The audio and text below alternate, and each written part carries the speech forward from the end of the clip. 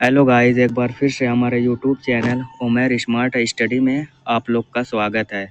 आज हम कक्षा 10वीं के विज्ञान के भौतिक विज्ञान खंड से कुछ महत्वपूर्ण प्रश्न लेकर आए हैं। अगर आप कक्षा 10वीं के विद्यार्थी हैं तो प्लीज़ इस वीडियो को अंत तक ज़रूर देखें और अगर वीडियो पसंद आए तो लाइक, शेयर और सब्सक्राइब करना न भूलें। तो चलते हैं अपने पहले प्रश्न की तरफ। तो हमारा पहला प्रश्न है, प्रकाश किसे कहते हैं? जिसका उत्तर है, जो वस्तुएं स्वयं प्रकाश उत्पन्न करती हैं या जिनके कारण हमें वस्तुएं दिखाई देती हैं उन्हें प्रकाश कहते हैं। अगला प्रश्न है, प्रकाश का स्रोत किसे कहते हैं? कोई दो उदाहरण दीजिए। जिसका उत्तर है, जो वस्तुएं स्वयं प्रकाश उत्पन्न करती हैं उन्हें प्रकाश का स्रोत कहते हैं। उदाहरण, सूरज, जलती हुई मोमबत्ती आदि। अगला प्रश्न है, परावर्तन किसे कहते हैं? हमारा अगला प्रश्न है, परावर्तन किसे कहते हैं? उत्तर है, जब प्रकाश की किरणें किसी चिकनी सतह से टकराकर उसी माध्यम में वापस लौट आती हैं तो इस घटना को परावर्तन कहते हैं। अगला प्रश्न है, अपवर्तन किसे कहते हैं? जिसका उत्तर है, जब प्रकाश की किरणें एक पारदर्शी माध्यम से दूसरे पारदर्शी माध्यम में जाते समय अपना मार्ग बदलती है तो इस घटना को अपवर्तन कहते हैं। अगला प्रश्न है, आपतन कोण किसे कहते हैं? जिसका उत्तर है, आपतन बिंदु पर आपतित किरण और अभिलंब के बीच का कोण आपतन कोण कहलाता है। अगला प्रश्न है, परावर्तन के नियम लिखिए। उत्तर है, पहला नियम, आपतन कोण बराबर परावर्तन कोण। मतलब क्या है कि आपतन कोण और परावर्तन कोण आपस में बराबर होते हैं। दूसरा नियम है, आपतित किरण, परावर्तित किरण और अभिलंब सभी एक ही तल में होते हैं। अगला प्रश्न है, अपवर्तन के नियम लिखिए। तो अपवर्तन के नियम इस प्रकार हैं। पहला नियम, आपतित किरण, अपवर्तित किरण और अभिलंब सभी एक ही तल में होते हैं। और इसका दूसरा नियम है, किसी विशेष युग्मक माध्यमों के लिए sine I upon sine R, जिसे नियतांक और स्नेल का नियम भी कहते हैं। अगला प्रश्न है, पूर्ण आंतरिक परावर्तन किसे कहते हैं?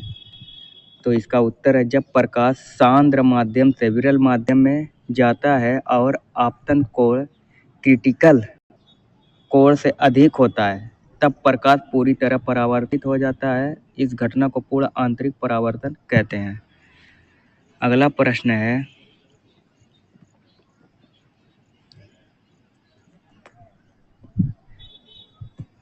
इंद्रधनुष कैसे बनता है? तो इसका उत्तर है, सूर्य के प्रकाश की किरणें जब वर्षा की बूंदों में प्रवेश करती हैं तो उनका अपवर्तन, आंतरिक परावर्तन और पुनः अपवर्तन होता है। इन कारणों से सफ़ेद प्रकाश के 7 रंग बनते हैं और आकाश में इंद्रधनुष दिखाई देता है। हमारा अगला प्रश्न है,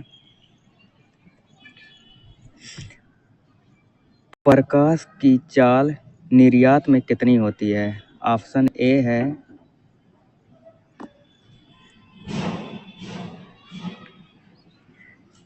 तो गाइस अब हम चलते हैं बहुविकल्पीय प्रश्नों की तरफ। तो पहला बहुविकल्पी प्रश्न है, प्रकाश की चाल निर्यात में कितनी होती है? ऑप्शन ए है 3 × 10⁸ मीटर पर सेकेंड।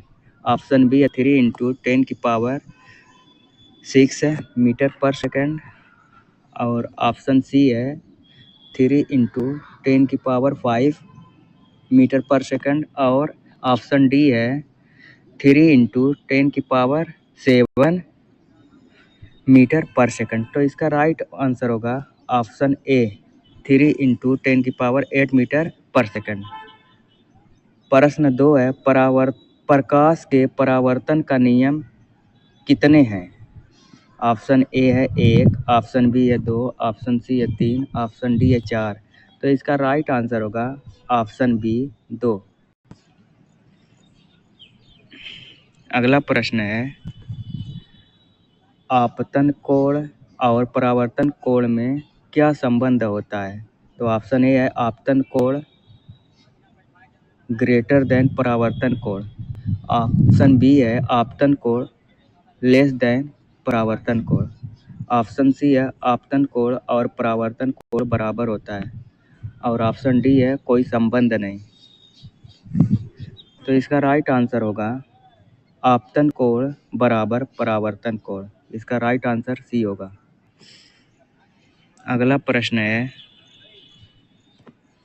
दर्पण द्वारा बनने वाला प्रतिबिंब कैसा होता है? ऑप्शन ए आभासी एवं सीधा, ऑप्शन बी है वास्तविक एवं उल्टा, ऑप्शन सी है आभासी एवं उल्टा और ऑप्शन डी है वास्तविक एवं सीधा। तो इसका राइट आंसर होगा ऑप्शन ए आभासी एवं सीधा।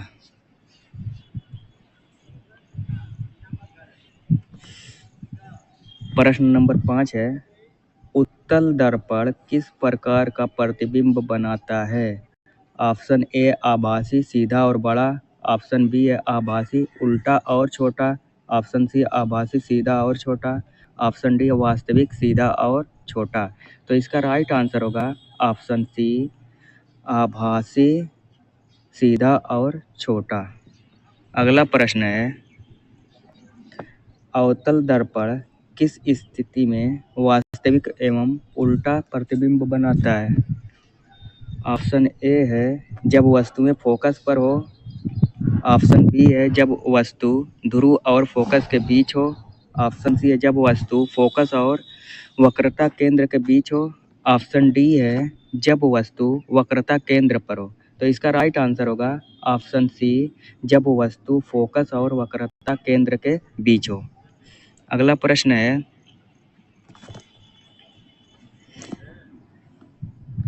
अपवर्तन किस घटना को कहते हैं? ऑप्शन ए प्रकाश का परावर्तन, ऑप्शन बी प्रकाश का अवशोषण, ऑप्शन सी है प्रकाश का एक माध्यम से दूसरे माध्यम में मुड़ना, ऑप्शन डी है प्रकाश का फैलना। तो इसका राइट आंसर होगा ऑप्शन सी। इसका राइट आंसर होगा ऑप्शन सी प्रकाश का एक माध्यम से दूसरे माध्यम में मुड़ना। अगला प्रश्न है प्रकाश घने माध्यम से विरल माध्यम में जाने पर किस ओर मुड़ता है? ऑप्शन ए आपतित किरण की ओर, ऑप्शन बी है सामान्य रेखा की ओर, ऑप्शन सी है सामान्य रेखा से दूर और ऑप्शन डी है सामान्य रेखा से दूर। तो इसका राइट आंसर होगा ऑप्शन सी सामान्य रेखा से दूर। अगला प्रश्न है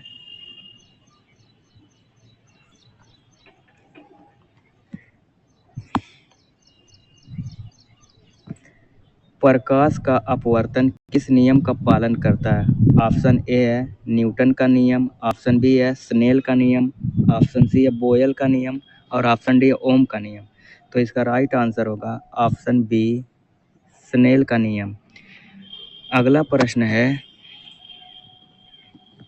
प्रिज्म के कारण किस घटना का कारण होता है? तो ऑप्शन ए है परावर्तन, ऑप्शन बी अपवर्तन, ऑप्शन सी है प्रकाश का वर्ण विक्षेपण और ऑप्शन डी है अवशोषण। तो इसका राइट आंसर होगा ऑप्शन सी प्रकाश का वर्ण विक्षेपण। अब चलते हैं दीर्घ उत्तरीय प्रश्न की तरफ। पहला प्रश्न है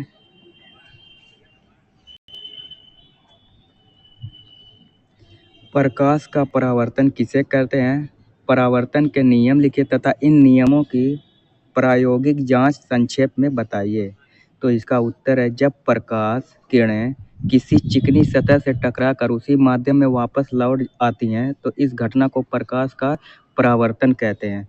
परावर्तन के नियम, पहला नियम है आपतित किरण, परावर्तित किरण और अभिलंब सभी एक ही तल में होते हैं। नियम 2 है आपतन कोण परावर्तन कोण के बराबर होता है। प्रायोगिक जांच, तो एक समतल दर्पण MN क्षैतिज तल पर रखिए, उसमें A बिंदु पर आपतित किरण पड़ने दीजिए और प्रतिबिंबित किरण B की दिशा में जाएंगी। दर्पण के सामने खड़ी कागज की शीट पर आपतित किरण और परावर्तित किरण की दिशाएं OA और OB खींचिए तथा O पर अभिलंब ON खींचिए। आपतन कोण I आपतित किरण और अभिलंब के बीच का कोण और परावर्तन कोण R परावर्तित किरण और अभिलंब के बीच का कोण नापिए। विभिन्न मापों के लिए जांच करने पर पाया जाएगा कि आपतन कोण बराबर परावर्तन कोण और आपतित किरण परावर्तित किरण तथा अभिलंब एक ही तल में स्थित होते हैं, अतः परावर्तन के दोनों नियम सत्य हैं। चलते हैं अगले प्रश्न की तरफ। अगला प्रश्न है प्रकाश के अपवर्तन को परिभाषित कीजिए, अपवर्तन के कारण तथा नियम लिखिए और एक उदाहरण सहित समझाइए। तो उत्तर है जब प्रकाश की किरणें एक माध्यम से दूसरे माध्यम तिरछे प्रवेश करती है और दूसरे माध्यम में उनकी गति की दिशा बदल जाती है तो इस घटना को प्रकाश का अपवर्तन कहते हैं। अपवर्तन के नियम, तो